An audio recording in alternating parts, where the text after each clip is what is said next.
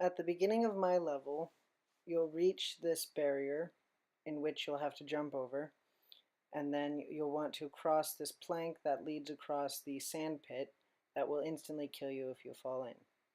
Now here at the top of this tower is the first cog of 3 that you must collect to unlock the gate at the very end of this map. By jumping up to the cog, you'll be able to collect it by walking over it.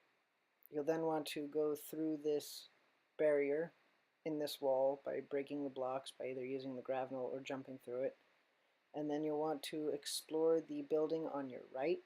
The second cog is in the back left corner. I just walked past it, and there it is. I just collected it now. And then after collecting it, you'll want to exit through the back and make a left and go over the fire pit. That too acts like the sand pit in the beginning of this level. This is also an instant kill. I was having problems crossing this because my computer was acting up as it usually does, so I just decided to God mode over to the lake and the oasis. Now once at the oasis, you'll come to a tripod pillar in which you'll see bubbles, and that is the third cog's location. Once you collect the third cog, you'll want to exit the pool. Once I get around this barrier that's blocking me, you'll want to exit the pool and make your way towards the last and biggest sand pit of them all. This sand pit does not act like the first pit or the fire pit. This sand pit gradually kills you, as it's going to demonstrate right here. By 10 points per second you're in the pit. By stepping on these stones, you'll be able to reach the gate at the very end of the level, which is right after this final stepping stone. Right here, the gate is open. I'll go right through. And then up that mountain, you'll walk up to Kyle's level. Got close. This is my level. You start off in this fountain area, which is outside. I'm doing this from my Unity program because I'm having a problem where my character is unable to move. So I've just been editing my level specifically and setting it to my my lead and assistant. So what happens is when you come inside, right here, you're given all the objectives. You see that wall. There's a door behind it that you see when you walk up to it and have the viewer like this, essentially, because you'd be in third person. You can see the door. You walk over here, read this sign, clicks, drops the door. You come down. You descend the cave. You can pick up that cache if you want, then you're met with this. You can either clear the blocks out, revealing this item, or you can jump over. By the way, I don't have the textures for these because I singled out, I made my level like a singular level so I can just focus on that and not have other textures and stuff get in my way, because I wanted to make sure my level was good. So that's the only reason why this texture is missing in the final. It is actually there. So you jump this, you can pick up that. You come to this door, the door locks, and this block doesn't exist. So when the door locks, you're prompted to search the room for a answer to the puzzle, or a way to open the door, and then you push this block, you hear a click, but the door's not open. It actually spawns this block, and then you push this block, and then the door opens. Then you're led into here, which is the death room. There's a poop ton of turrets. I didn't finish that word. There's a lot of turrets in here. They do a lot of damage. I think we scaled it up a little bit. Here's an item that the player can collect. So the player will walk in, jump over here, get up here, and then they can get this item if they want. If that turret shoots you 2 to 3 times, you die. Same with that one and these two. So the player has to make their way through here, and then when you're walking normally, you can see a little, like from far away you can see a little bit behind this, but you have to get here, crouch, and then go. Or you can crouch the entire room because these turrets do not pivot up and down and won't lock onto you if you're crouched. I don't really like that, but that's what we're given, so I'm using it. You walk in here, you boom, enter the reflection pool room. This is a pit. There is a damage collider that will instantly kill the player if he falls in here. I did that because I wanted to mess with the player. There is no way to actually cross this chasm. It's meant for this puzzle, which is called the reflecting room puzzle, or reflecting pool puzzle, I should say. This pool will trigger a message volume that states once the correct item has entered, the path shall be revealed. Haha, path doesn't exist.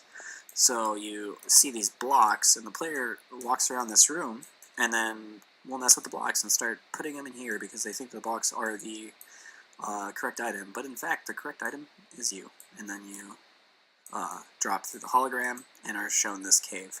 Once the player enters, they see this cave and they go.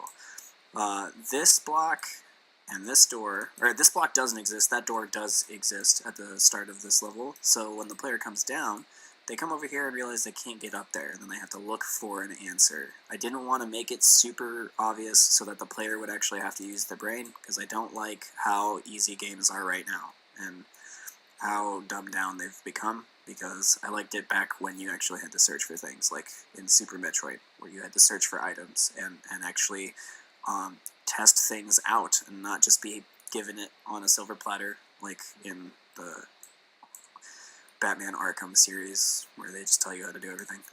So this is the only time you'll be given any hint as to where the secrets are in any of the games that I ever create in my lifetime for myself. This block will activate this, I believe. It's one of the two. It activates one of the two, and then this block, which you don't see initially because you turn left because there's this gigantic hallway, and then if you look right, there's nothing. This block will activate the other one, and then you are led into this room, the elevator room. This elevator was broken. It used to distort the character and make him super huge and unable to jump and distorted, and it would basically cause the game to be unplayable. This is a secret item. So what we did is we animated I animated the elevator and stopped its parenting functionality so that you just have to sit on it. We found out that parenting for some reason was messing with the character because the character is a bunch of separate blocks tied together and animated rather than being like an actual rigged character. So you come up, then you hop on this, and then you hop on this, and then you hop on this, and you come up here. And then you're done with my level. Welcome to Matt's level. Not much has changed. First you go through here to navigate through the junkyard puzzle, picking up your collectibles, of course.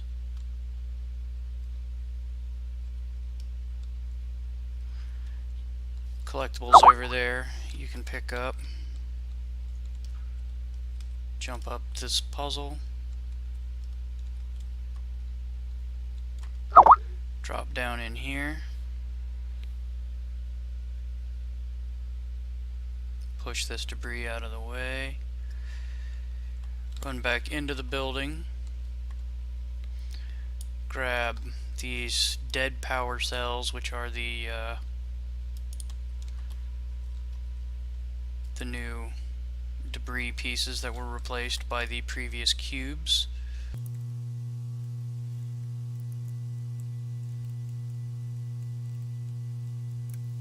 Place one on that pressure pad as it's required for the bridge, and one on that one to open up the door.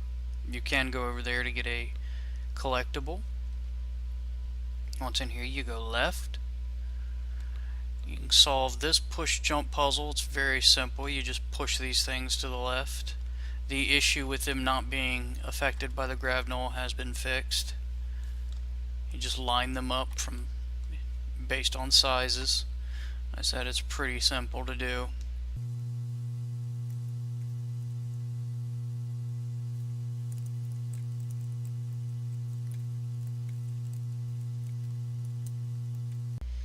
Run up to this console at the end, press E. It deactivates the force field on the door into the next room and activates a wall that blocks the turret. Grab this piece of debris.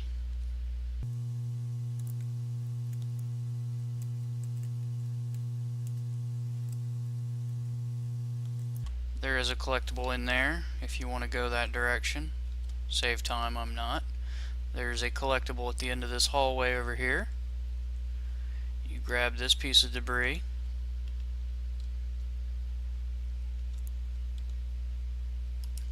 It goes on that pressure pad down there. It's for the bridge. You solve these puzzles, which are fairly simple to do.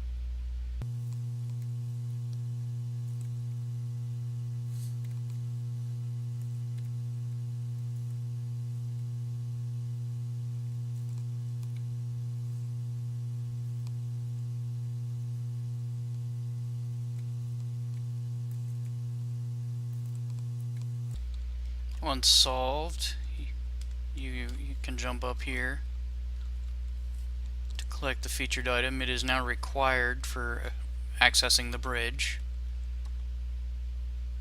Once you solve both puzzles, it does mark the objective as completed. You can jump up there and get another collectible. Save time, I'm not going to. Easter egg for all those. Maximum effort. Once out here, you come into this building. There are collectibles in each of these rooms. Save time, not gonna go collect them.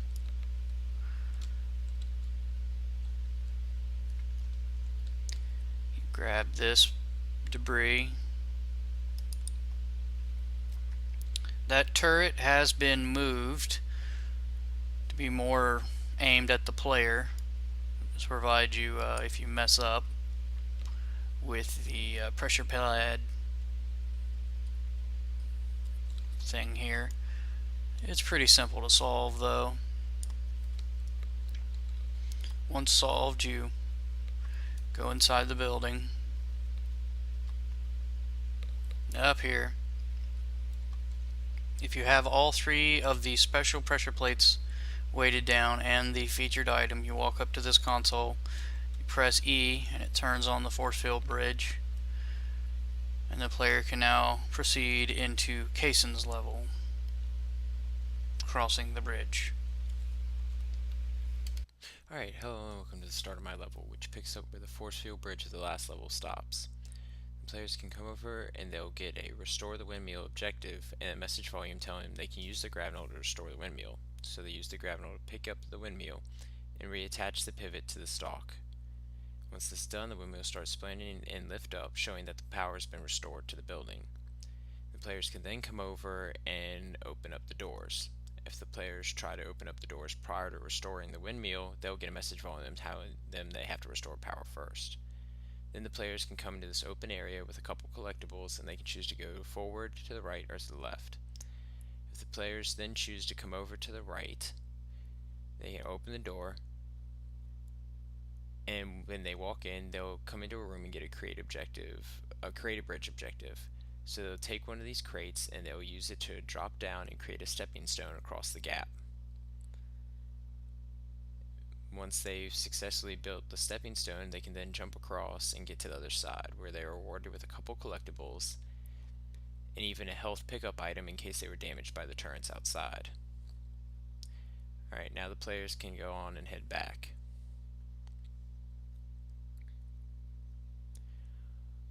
Once the players are back out in front, they can choose to use the crates as cover and debris to destroy the turrets, or they can head over to the left.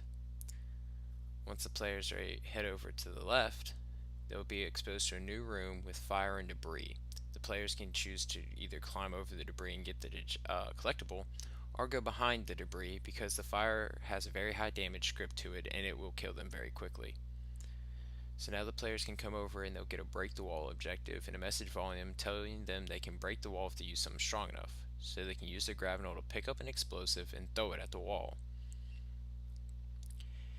which creates a new vantage point for them where they can pick up the debris and easily dispatch the turrets. Then the players can continue on. As the players go up the steps, they'll get a message volume telling them they have to find and enter the passcodes in the main computer at the front of the room, and then a timer starts and the players will realize they're trapped in the room. So the players will have to gather both the passcodes and enter them into the main computer, or else before the timer runs out. If the players are not able to retrieve both the passcodes before the timer runs out, then the players will be reset to the nearest checkpoint. This is because the room is supposed to explode, which is hinted to by having all of the explosives hidden throughout the security room. So now that the players have both passcodes, they simply have to go and run to the main computer at the front of the room and interact with it. Once they've interacted with the computer, it will stop the timer and the players will be freed from the room. So now the players can head forward. And once they come out into the courtyard, they will get a view the photo objective. So players can come over and they can find the photo that is lit up with a spotlight. Players can use shift to get a close look at the photo, which is an aerial view of the courtyard, which shows that the rocks are in a different formation and that there is even a hidden door across the courtyard that is open. So when the players come over, they'll get a reposition the rocks objective and the message volume telling them they can use their grav null to move the rocks. So the players just have to simply move the rocks into the correct positions, which are hinted to with the photo, and then the indentations in the ground. Once the players move the rocks to all their correct positions, the hidden door will open and the players can go forward. When they come in, they'll get a maneuver the cube objective and a message telling them that they can use their grav null to move the cube. And when they come over here, they see a weight down the pressure plate objective.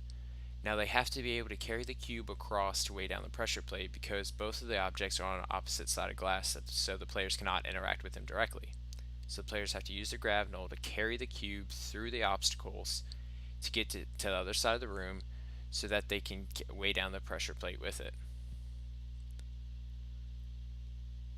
Once the players are able to successfully navigate the cube onto the pressure plate, a hidden door is revealed and the players can go forward, and they'll get a use the elevator objective and a message volume telling them they just have to press the button to activate it. This leads the players down to the next level. Alright, that's the end of my level.